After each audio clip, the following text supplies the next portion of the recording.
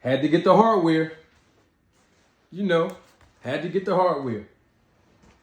Now, in my previous video, I talked about, got to sit up for this one. This is even more juicier and interesting and entertaining and educational than the first one. Okay, let me get back into it. So yesterday, I was talking about the 6 things, or the 6 ways rather, that Terrence Bud Crawford could have secured the biggest fight of his career, the most anticipated fight of the last 5 years against Errol Spence Jr. Now today, I'm going to give you my perspective on what I would have done and how I would have done it to secure Errol Spence's biggest fight of his career against Terrence Bud Crawford. Now, before I get into all of the intricate details of this, I encourage you all to like this video, subscribe to the channel, you can share it, and you can also do one more great thing to contribute to this channel, and that is you can click on the super thanks button that's on the same line of the like button. So it's like, as soon as you like, you can go right to the super thanks icon and be a part of the experience of this channel, of contributing to me growing this channel, and I appreciate it in advance. And let me tell you this, because I think this is equally as important. You don't have to do it now. Even when you're finished watching this video, you can still click on the super thanks icon. And I thank you all in advance. Now, let's start from 2021.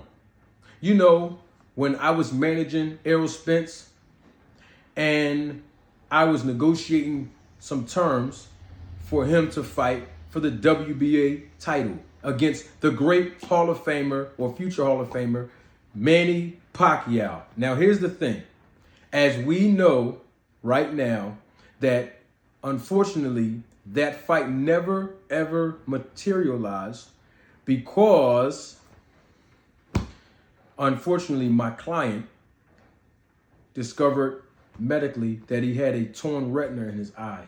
So that fight unfortunately never happened. However, I did keep my end of the bargain as a manager with the deal that I struck with the great Jerry Jones, because I already made a commitment to have Errol Spence's next fight at AT&T Stadium.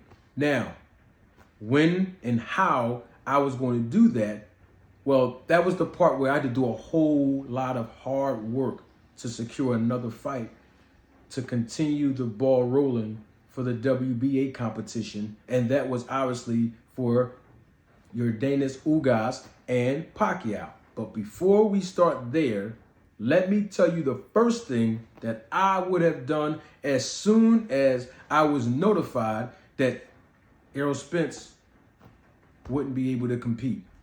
The first thing I would have done is this. I would have been in negotiations with Bob Arum and Top Rank. Why? So glad you asked that. Because my other client, Sean Porter, has been calling my phone every other day asking me to basically make a fight between him and Terrence Bud Crawford. And because I'm a good manager and I'm a good advisor to all of my clients, I'm going to be able to put it together. No matter how many bridges I have to cross, I'm going to get the deal done. Now, I get on the phone with Bob Arum. I'm talking to Bob Arum about my client Sean Porter fighting Terrence Bud Crawford. And guess what? He agrees. He says, sure, we can put that together. And I say, here's the thing, Bob. You know we can put it together. You want to know why I know that? Because you and I have done business in the past on behalf of Terrence Bud Crawford. You forgot, Bob? Remember that time when, you called me looking for somebody for Terrence Bud Crawford to fight? You remember that? You remember that because I was managing another fighter. His name was John Molina. That's right. And I made it happen, right? We did good business together. My client, John Molina, Fort Terrence Bud Crawford, the event was a success. So I know we're going to do well negotiating on behalf of my client, Sean Porter, and the guy that you're promoting, Terrence Bud Crawford. No problem.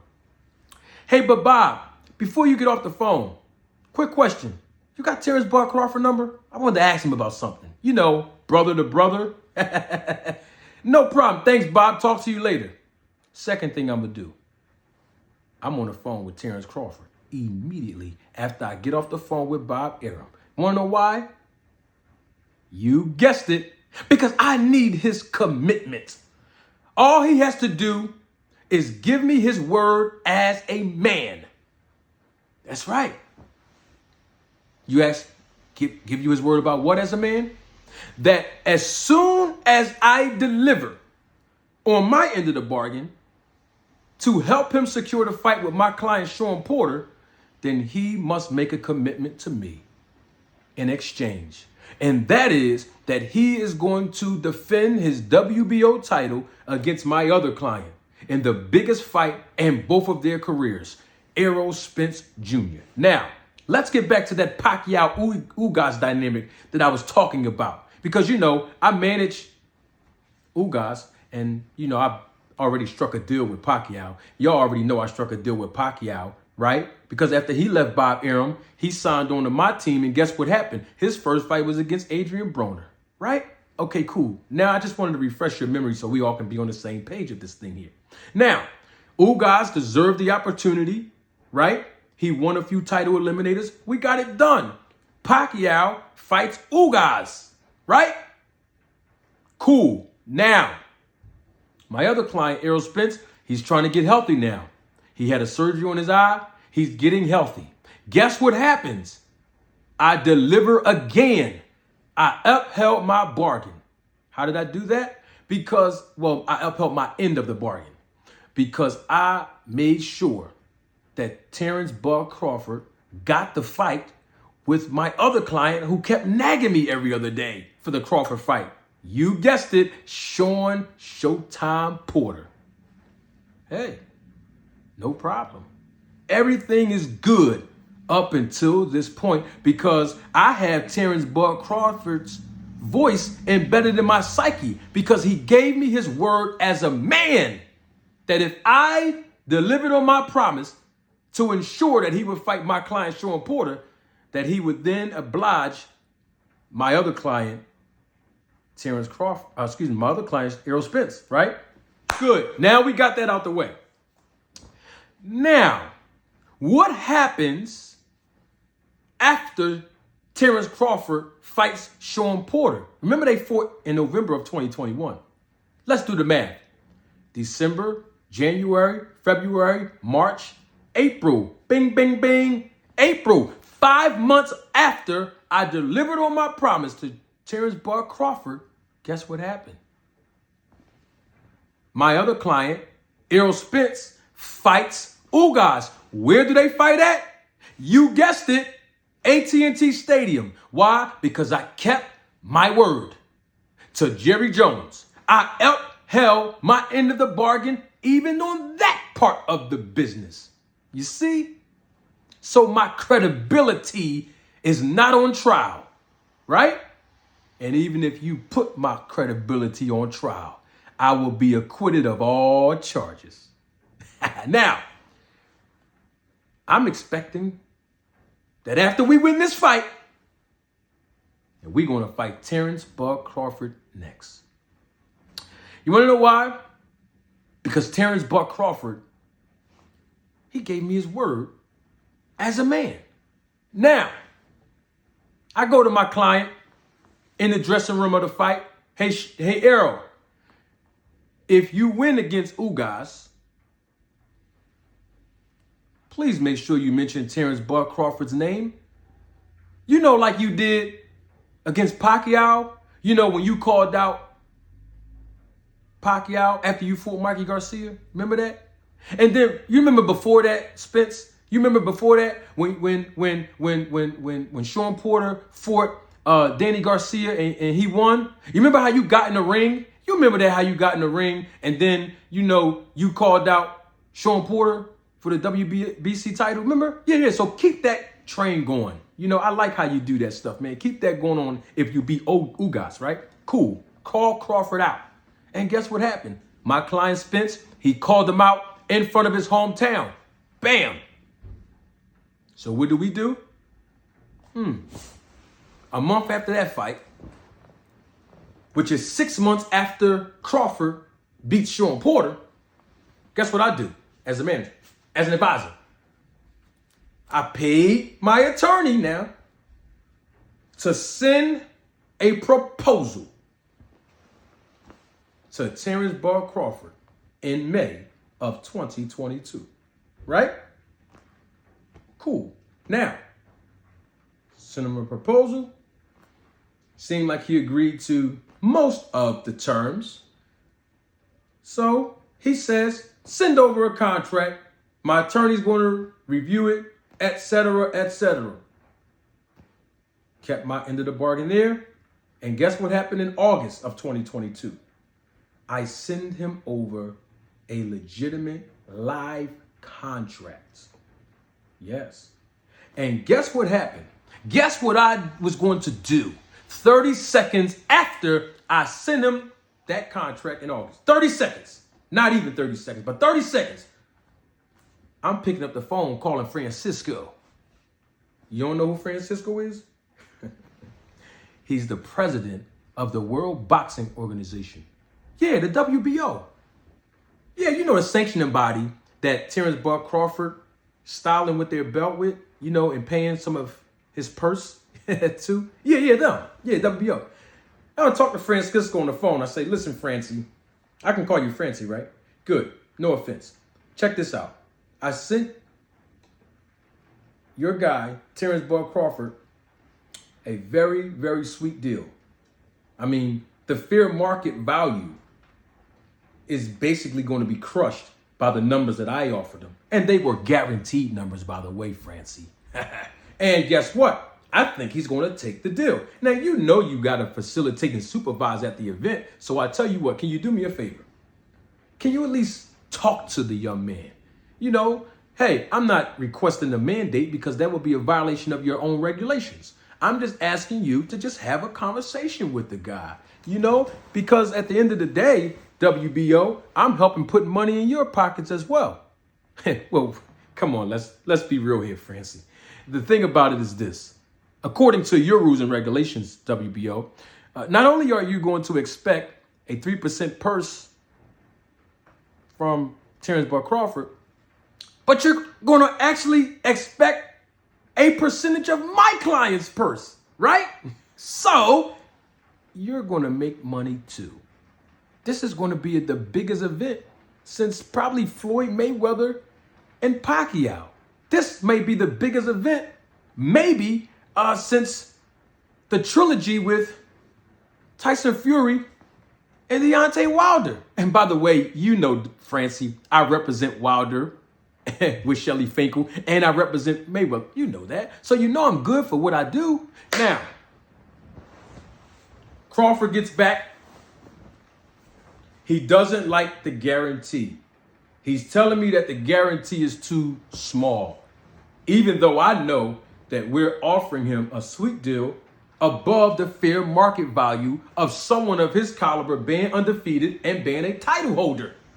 But hey, I believe negotiations is good. It don't all have to go my way. So in good business, sometimes you have to compromise on some of the small terms and conditions. I respect that. So this is what we're going to do. I haven't heard anything back from the WBO, and Terrence Crawford is not appealed by the numbers we offered him. So now I got to get my attorney on the phone again. Now, of course, he's on payroll because he's on a retainer for these type of matters. And I'm going to ask him to revise the contract. Now, only difference is that this won't be a guarantee, and this will be like a percentage split. And the thing about it is that might be a little bit annoying is that we can't have the fight this year if we revise the contract, because by the time we get it up and running, we send the contract to Terrence Crawford on October the 6th, the revised version, with most of the terms and conditions that he asked for.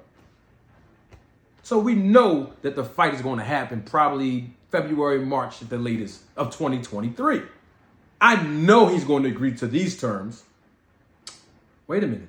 He doesn't agree to those terms? Man, he was going to make more money with the revised contract than he would with the guarantee.